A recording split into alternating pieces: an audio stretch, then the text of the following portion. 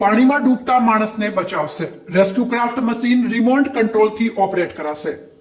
બનાસકાંઠા જિલ્લામાં આગામી ચોમાસાને ધ્યાને લઈ પાલનપુર નગરપાલિકાને સરકાર દ્વારા આપત્તિ સમયે લોકોના જીવ બચાવવા માટે એક બોટ અને રેસ્ક્યુ ક્રાફ્ટ મશીનની ફાળવણી કરવામાં આવી છે. જેમાં રેસ્ક્યુ ક્રાફ્ટ મશીન રિમોટ કંટ્રોલથી ઓપરેટ કરવામાં આવે છે, જે 1 કિલોમીટર સુધીના અંતરમાં કામ કરી શકે છે.